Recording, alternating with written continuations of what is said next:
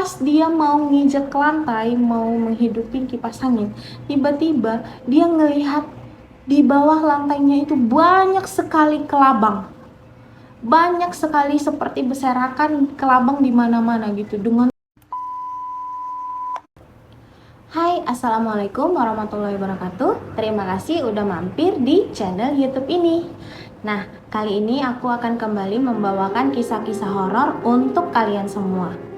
Tapi sebelum kita lanjutkan, jangan lupa ya guys untuk subscribe, like, dan komennya. Jangan lupa juga tekan tombol loncengnya. Jadi kalau aku ada upload video baru, kalian duluan yang tahu. Cerita kali ini aku angkat dari cerita seseorang yang menurut aku itu ceritanya epic banget untuk kalian semua. Nah, ceritanya ini mengenai teror rumah kontrakan yang setiap malam minggu akan ada yang berpesta tepat di pukul 12 malam. Bagaimana ceritanya? Penasaran kan? Yuk kita masuk ke ceritanya.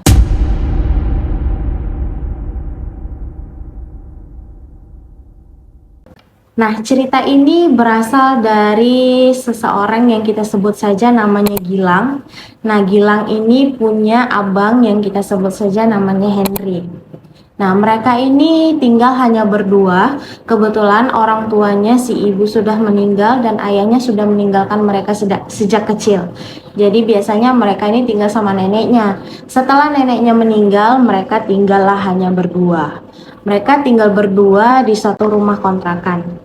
Nah, kebetulannya lagi si Bang Henry ini terkena PHK sudah setahun. Nah, jadi karena mereka tinggal berdua dan tidak bekerja, mereka harus pandai-pandai mengelola pengeluaran kan. Jadi pada saat itu mereka tinggal di suatu kontrakan yang sangat kecil. Jadi berpikiranlah untuk mencari kontrakan baru untuk bisa sekalian berdagang. Jadi abangnya ini sudah di PHK. Setelah di PHK dia berpikiran untuk dagang untuk ya menjalani hidup kan. Dicarilah rumah kontrakan via internet. Dapatlah satu rumah kontrakan yang menurut abangnya si Gilang ini rumahnya itu sangat-sangat cocok dengan yang dia inginkan. Rumahnya besar dan halamannya juga lebar, cocok untuk berdagang. Nah, tetapi posisinya si Gilang ini tidak setuju karena dia memiliki perasaan yang gak enak dengan rumah ini. Oke, karena abangnya ini berpikiran udah nekat banget untuk mengontrak rumah ini, akhirnya si Gilang pun tidak bisa bilang apa-apa. Karena posisinya si Gilang saat itu masih SMA gitu kan. Sepakatlah mereka untuk kontrak di rumah itu. Pemilik kontrakannya ini baik banget. Jadi ya mereka itu senang lah gitu kan karena pemiliknya baik, rumahnya juga bagus gitu. Kondisi rumahnya ini rumah seperti rumah peninggalan Belanda, tetapi sudah direnovasi dan dicat ulang. Jadi nampaknya seperti ya unik gitu kan, klasik gitu rumahnya. Tibalah waktu untuk pindah. Jadi mereka membawalah itu barang-barang mereka yang tidak banyak, mulailah pindah. Kondisinya rumah itu ada 3 kamar. Jadi abangnya si Gilang ini berpikiran karena 3 kamar mereka hanya berdua dan rumahnya besar kan kosong banget gitu. Jadi dia inisiatif, dia ajaklah salah satu temannya, kita sebut saja namanya Bang Romi, ini tinggal bersama mereka. Kan lumayan juga untuk sharing uang kontrakan. Dan kebetulan Bang Romi ini memang satu kerjaan dengan abangnya si Gilang dulu yang sama-sama kena dampak PHK. Bala tuh kan mereka akhirnya tinggallah bertiga dengan Bang Romi. Nah, pas hari H pindah mereka beberes-beres. Tibalah pemilihan kamar. Nah, si Gilang dan abangnya memilih kamar yang di bagian depan, yang kamarnya ini mengarah ke halaman dan pohon mangga. Ingat ya, ada pohon mangganya.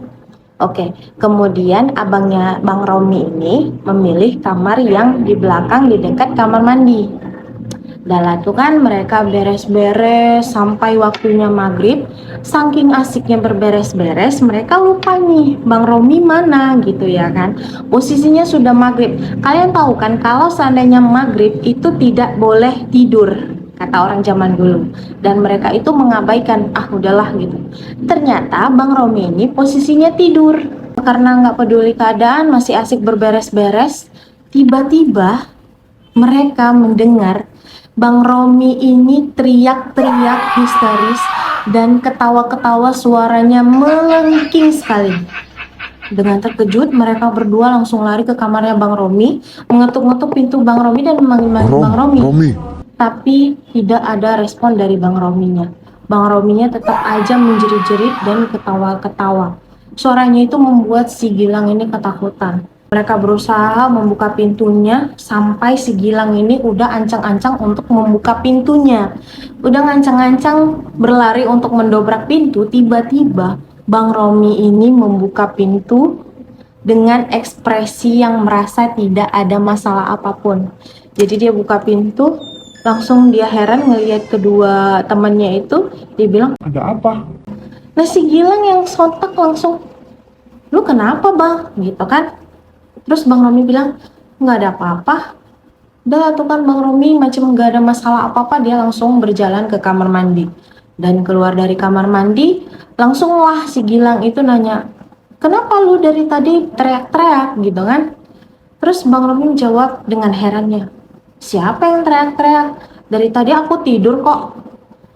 Heran lah kedua orang ini kan, abangnya si Gilang dan si Gilang heran sambil tatap-tatapan.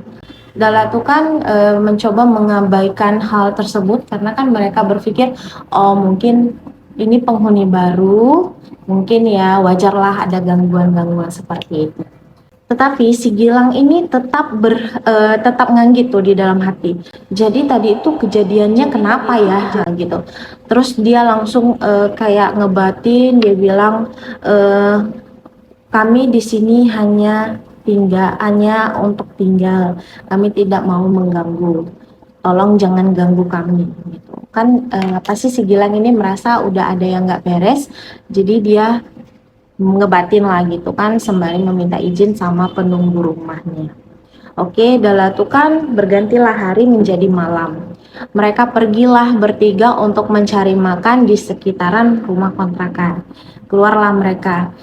Dan tiba-tiba mereka melihat di sisi sebelah kiri rumah mereka itu ada rumah, dan di situ ada ibu-ibu yang berdiri dan bapak-bapak yang duduk sambil baca koran.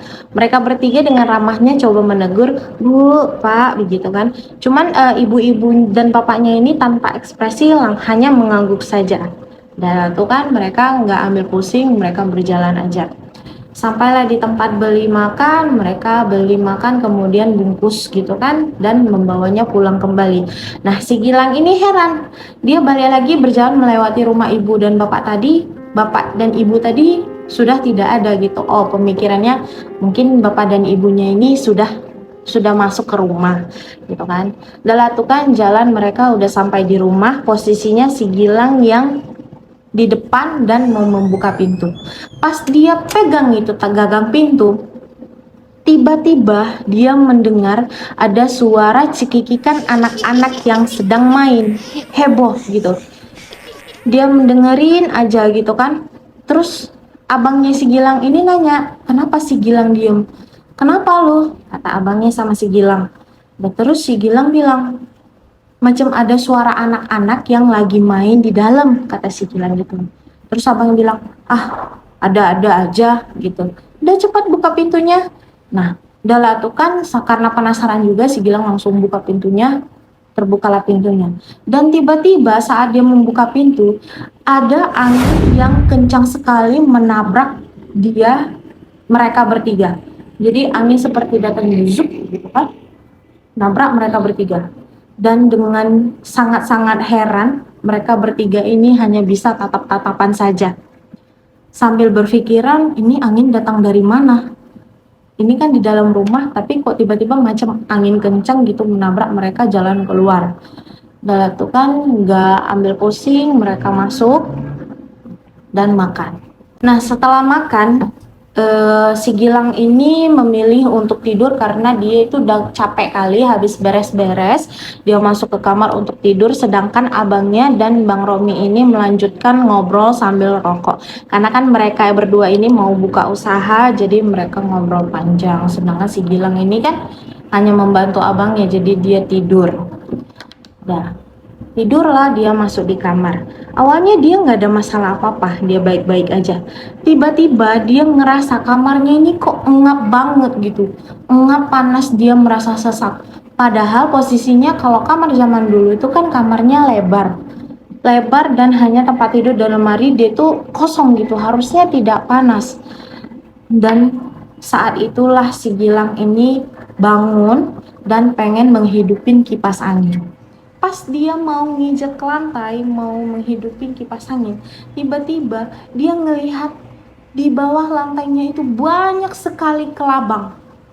Banyak sekali seperti berserakan kelabang di mana-mana gitu. Dengan terkejut dia langsung naikkan kakinya, dia langsung manggil-manggil abangnya.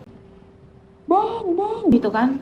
Tapi seperti bicara sendiri, abangnya itu tidak dengar apapun. Bang Romi juga seperti itu, tidak mendengarkan suara Gilang. Jadi Gilang pun langsung heran kenapa tiba-tiba banyak kelabang kan. Dengan takut dia pun tiba-tiba melihat ke arah atas lemarinya. Dan dengan terkejut tiba-tiba di atas lemarinya itu dia melihat ada satu sosok yang tidak pakai baju sedang melihati dia. Dia liatin aja makhluk itu sambil heran, itu manusia atau bukan. Cuman nggak mungkin gitu manusia ada di atas lemari dan posisinya seperti itu. Kemudian karena si Gilang ngeliatin dia, sosok tersebut tiba-tiba merayap seperti cicak turun dari lemari dan menuju si Gilang. Jadi dia merayap turun lemari, terus masuk ke lantai dan mendekat ke si Gilang. Dengan panik si Gilang langsung menutup mukanya dengan bantalnya dan langsung teriak-teriak manggilin abangnya. Disitulah abangnya si Gilang dan si Romi itu langsung sadar, langsung masuk ke kamarnya si Gilang. Dan gitu mereka bangunin si Gilang gitu kan. Gilang, Gilang, kenapa lu kok teriak-teriak gitu kan. Nah, waktu dia bangun, dia melihat kondisi kamarnya itu seperti tidak ada kejadian apapun. Makanya abangnya dan Bang Romi ini heran lihat si Gilang, kenapa tiba-tiba posisinya seperti ini, macam orang ketakutan nutup mukanya pakai bantal. Dia langsung teriak-teriak bilang sama abangnya, "Bang, ayo pindah, ayo kita pindah dari sini. Di sini udah nggak aman, di sini banyak demitnya." Dia langsung bilang kayak gitu kan. Nah, dengan abangnya langsung ketawa-ketawa dengan Bang Romi dan bilang, "Udah, pergilah lu sholat sana, baca Yasin, tenangin diri," kata abangnya gitu. Nah, udah tuh kan karena si Gilang ini masih marah karena kan dia melihat abangnya dan Bang Romi ini seperti tidak percaya. Cuman ya karena dia berpikir menghargai abangnya juga gitu kan, ya udahlah dia langsung bangun, dia ambil wudhu, dia sholat, dia baca Yasin. Setelah itu dia kembali ke tempat tidurnya, dia hidupin lah itu lagu-lagu, lantunan ayat-ayat suci sampai dia bisa tertidur lagi. Udah tuh keesokan harinya barang-barang abangnya si Gilang dan Bang Romi ini untuk dagang pun datang. Beres-beres lah mereka. Udah beres-beres, esoknya bukalah kedainya mereka, warungnya mereka. Bang Romi dan abangnya si Gilang ini berjualan seperti nasi goreng dan lainnya seperti itu. Di sini tugas si Gilang adalah menyiapkan minuman. Udah tuh hari pertama jualan lumayan rame.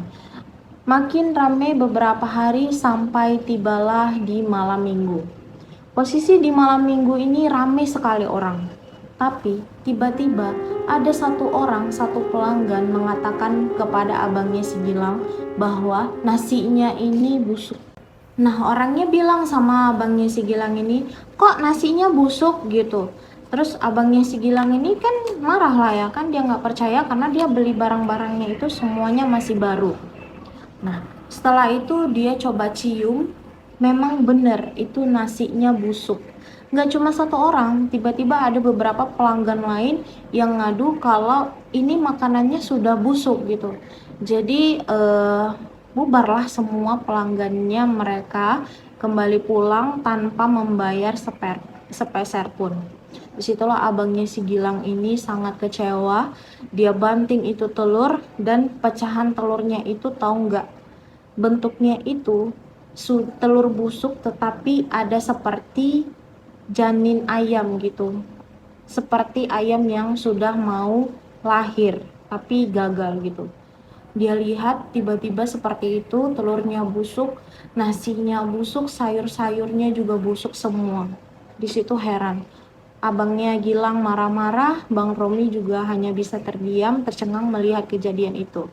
Posisinya abangnya Gilang ini menyalahkan Bang Romi karena posisinya terakhir yang beli telur itu adalah Bang Romi. Udah tuh kan mereka beres-beres, setelah itu tutup warungnya. Nah, di situ Bang Romi sama Bang Gilang masih seperti bertengkar kecil. Sedangkan si Gilang ini memilih untuk mandi. Posisinya mandi dia ini pukul setengah 12 malam. Tapi dia maksudnya karena gerah kali, dia kepanasan, dia memilih mau nggak mau mandi di pukul setengah 12 malam. Nah, masuklah dia ke kamar mandi untuk pergi mandi. Mandilah dia satu gayung, 2 gayung, 3 gayung, itu tidak ada masalah. Sampai dia siap mandi, handukan dan pakai baju. Nah, pas dia mau buka pintu kamar mandi, dia heran kunci pintu kamar mandinya itu tidak bisa dibuka. Jadi dia gedor-gedor pintu kamar mandinya, minta tolong bukakan pintunya sama abangnya, tapi abangnya tidak sama sekali mendengar suaranya si Gilang. Dia pikir apakah abangnya sedang mengusili dia, tapi posisinya di situ abangnya kan lagi marah-marah dan mereka lagi mengalami masalah, tidak mungkin sejahil itu. Dia langsung buka pintu, dia lihat semua ventilasi semua, maksudnya dia lihat sekitaran kamar mandi itu dari mana dia bisa keluar gitu pemikirannya. Dan dia lihat sekeliling sampai akhirnya matanya tertuju di bak mandi. Dia melihat dari pintu ke bak kamar mandi itu tiba-tiba ada gumpalan rambut yang melayang di atas air. Dia pikir itu gumpalan rambut apa gitu ya kan. Karena penasaran, si Gilang ini mencoba mendekati gumpalan rambut tersebut. Semakin dekat, dia baru sadar bahwa itu bukan gumpalan rambut, tapi itu kepala yang sedang melayang di atas air. Dan posisinya kepala itu hanya nongol sampai matanya saja sambil ngelihati si Gilang. Dengan terkejut, Gilang langsung mundur dan terpeleset sampai kepalanya itu terbentur. Dia langsung saking ketakutannya dia coba bangkit, tetapi posisinya dia tidak bisa bangkit. Saking gak tahu mau ngapainnya, dia sambil memegang kepalanya, dia hanya diam aja, dia pasrah dan sambil ngeliatin posisi kepala yang matanya sedang melihati si Gilang. Dan tiba-tiba ada suara yang memanggil namanya. Dia coba abaikan, tetapi tiba-tiba macam ada yang memegang pipi si Gilang.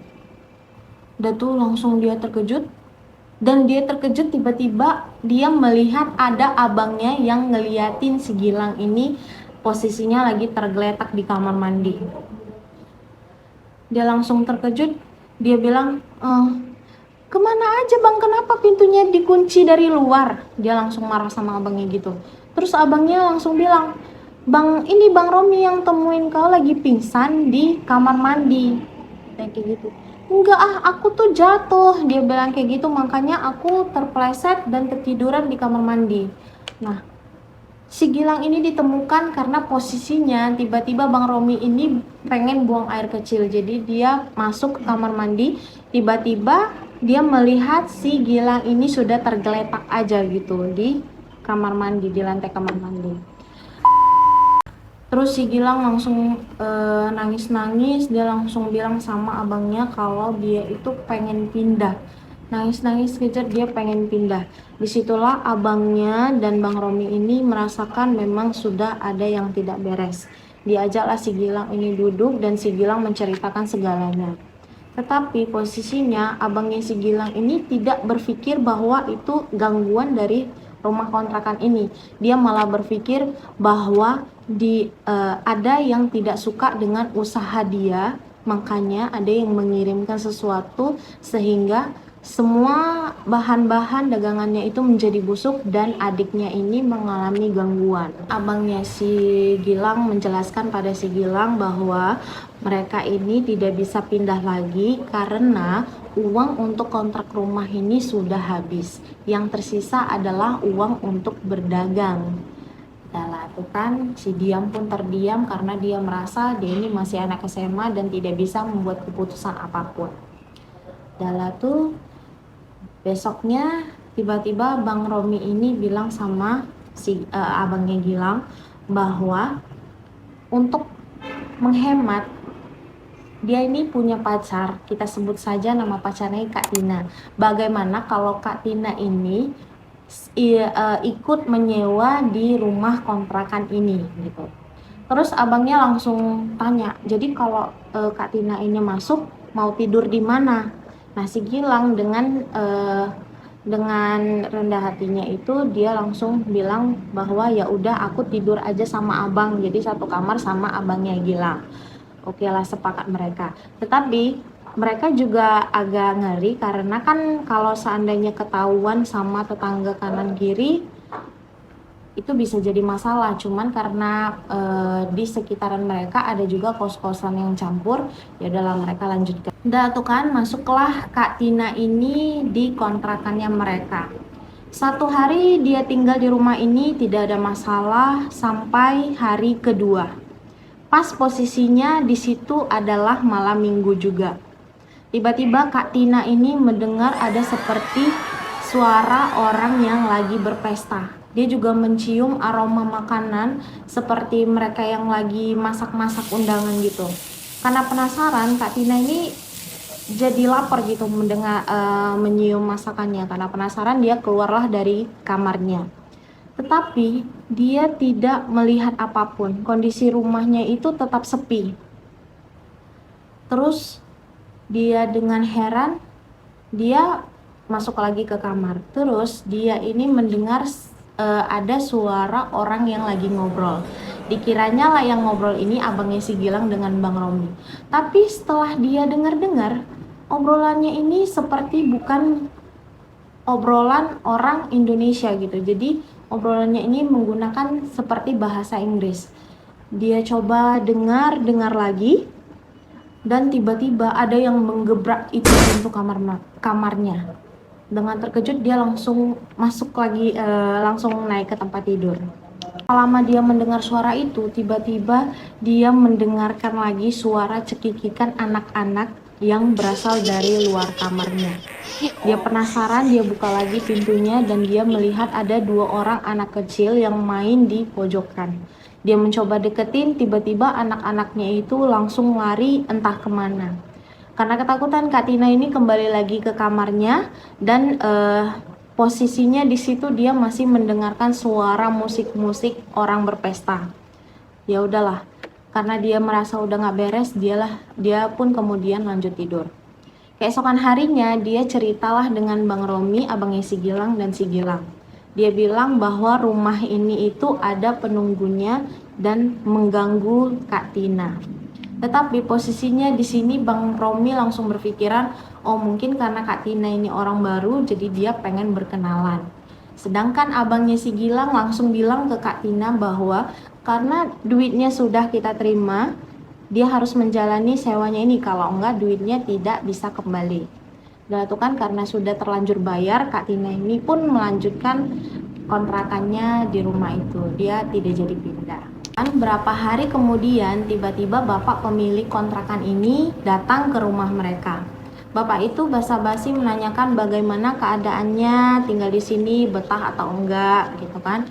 Abangnya bilang betah, cuman di sini seperti ada yang tidak suka dengan kami. Jadi saat berjualan itu bahan-bahannya busuk semua. Terus bapaknya nih langsung bilang, oh ini itu rumah tinggal, tidak bisa berdagang, jadi hanya bisa ditinggali saja.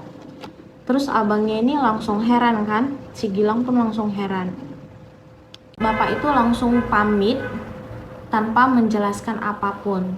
Terus si Gilang ini kayak seperti kesal gitu, langsung dia bilang, di sini pun ada tetangga macam tidak punya tetangga. Nah, bapak pemilik kontrakan ini langsung heran dan tanya ke Gilang, tetangga yang mana? Nah, si Gilang pun langsung bilang, itu di tetangga yang di sebelah kiri yang ada bapak-bapak dan ibu-ibu. Setiap kita lewat, bapak itu selalu ada duduk sambil membaca koran, sedangkan ibunya berdiri.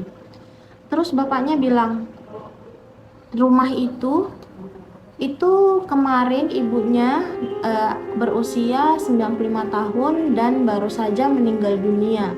Sedangkan suaminya sudah lama meninggal.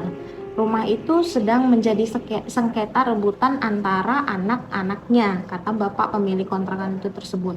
Kagetlah si Gilang ini kan, dia langsung bilang sama abangnya, itu kan bang, ini tuh udah gak beres, lingkungan ini juga udah gak beres. Dia langsung sibuk minta pindah. Posisinya di situ abangnya si Gilang ini masih kayak tidak peduli gitu omongannya si Gilang. Padahal kan abangnya ini sudah ngerasain sendiri gimana bahan-bahannya itu tiba-tiba busuk. Dan si Gilang ini saking palanya dia kayak mendoakan abangnya bisa ngerasain apa yang dia rasa.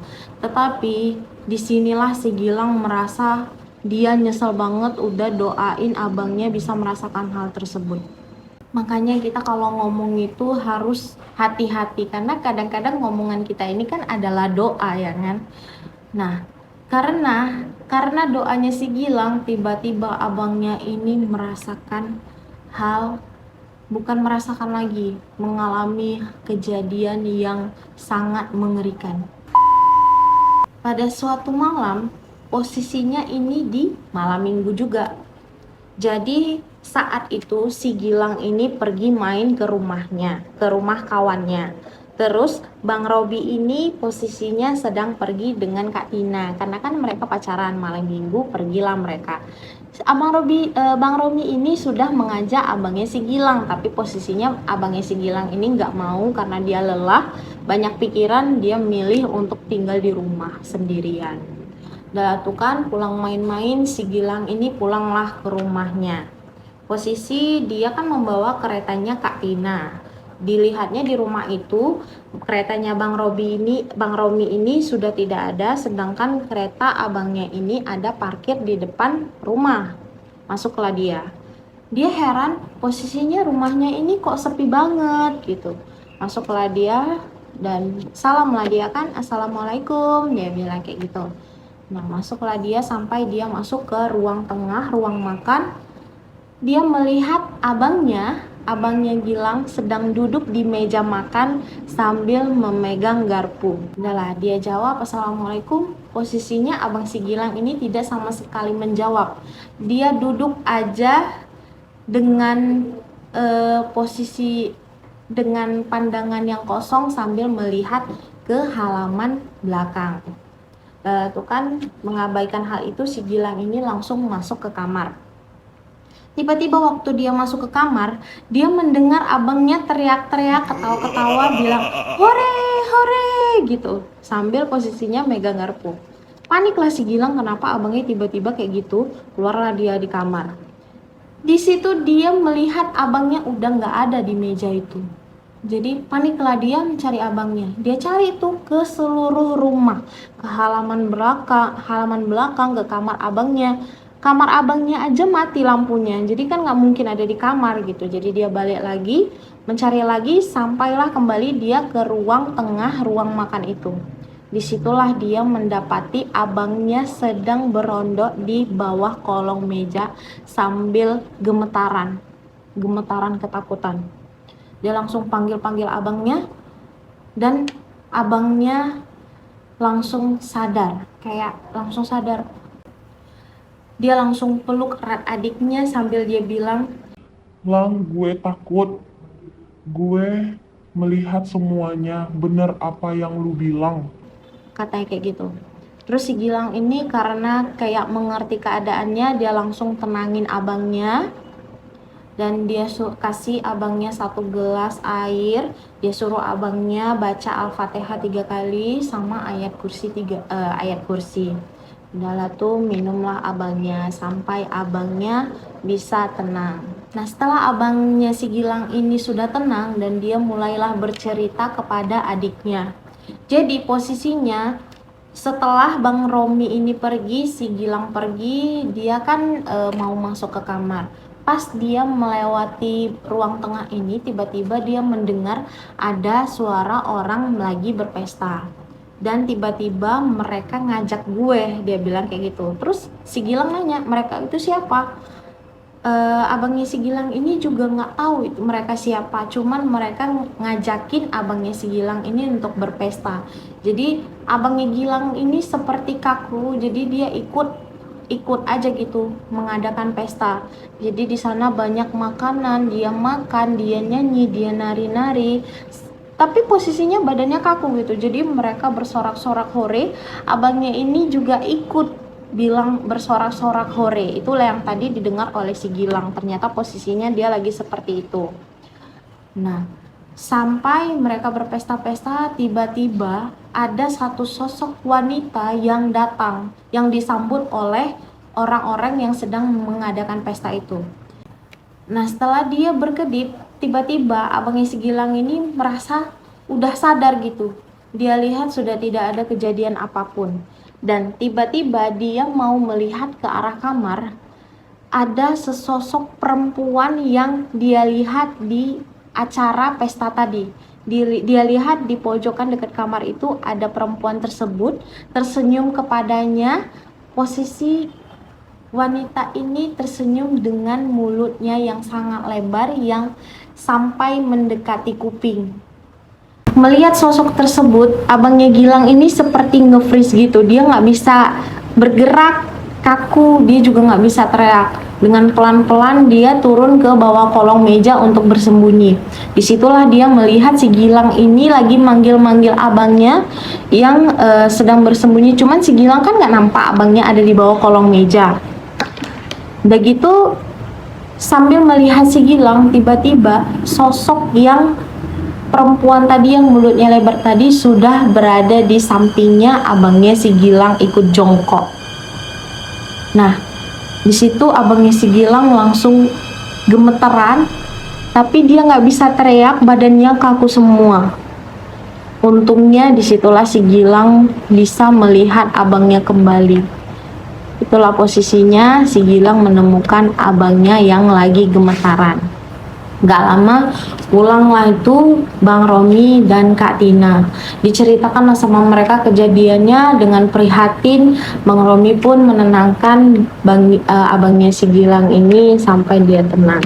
Mereka kembalilah ngobrol di ruang tengah. Di situ juga si Gilang tetap berusaha mengatakan bahwa ke abangnya lagi untuk pindah. Di situ dengan melihat abangnya yang kebingungan, abangnya si Gilang ini langsung masuk ke kamar. Kak Tina juga langsung masuk ke kamar. Mendengar si Gilang yang asik minta pindah aja, Bang Romi ini udah nggak tahan lagi. Dia langsung bilang sama si Gilang, lu jadi adik banyak nuntutnya ya.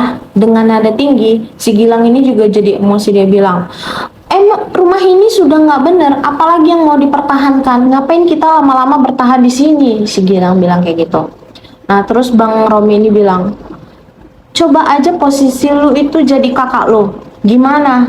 Sambil marah, Bang Romi ini langsung masuk ke kamarnya. Lalu tuh semua orang bubar, tinggallah sendiri si Gilang ini di ruangan makan tersebut.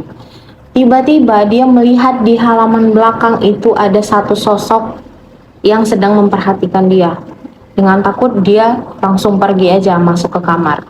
Nah, semenjak kejadian itu, abangnya si Gilang ini seperti sering teriak-teriak sendiri seperti orang kesetanan, sampai si Gilang dan Bang Romi ini heran, bingung lihat keadaannya abang si Gilang. Sampai pada suatu malam, sekitar pukul 1 malam ini, abangnya si Gilang dan si Gilang lagi tidur. Tiba-tiba mereka mendengarkan suara seperti orang yang sedang berjalan di halaman belakang. Jadi mereka mendengar suara orang yang seret, seret seret gitu suara orang berjalan. Lala tuh kan mereka coba mengabaikan, gak lama mereka mendengar suara cering, cering seperti lonceng sapi kayak gitu. Dan dengan penasaran, abangnya si Gilang ini langsung membuka jendela gordennya pelan-pelan. Dia melihat ke arah belakang pohon mangga. Yang tadi kan aku bilang di kamarnya ini mengarah ke pohon mangga. Jadi dia buka gordennya, dia melihat ke arah pohon mangga. Tiba-tiba abangnya si Gilang ini mundur sambil menunjuk itu sambil ketakutan. Dia mundur, akhirnya jongkok, langsung gemetaran, langsung ketakutan. Dia bilang itu gitu. Nah, dengan ketakutan melihat abangnya seperti itu, si Gilang pun mencoba memberanikan diri. Dia menuju arah jendela dan pelan-pelan dia bukalah itu gorden jendelanya, melihat ke arah pohon mangga. Di situ betapa terkejutnya dia melihat ada satu sosok sapi yang sedang mengelilingi pohon mangga itu, tetapi sapinya ini tidak punya kepala. Jadi sapi tanpa kepala sedang mengelilingi pohon mangga. Kok sontak si Gilang pun terkejut dan dia langsung mundur, dia langsung memeluk abangnya si Gilang. Nah, di momen inilah pecah tangis mereka berdua. Disitulah si Gilang langsung bilang, "Bang, ayolah kita pindah. Mau sampai kapan di sini? Mau sampai mental kita hancur?" Dia bilang kayak gitu.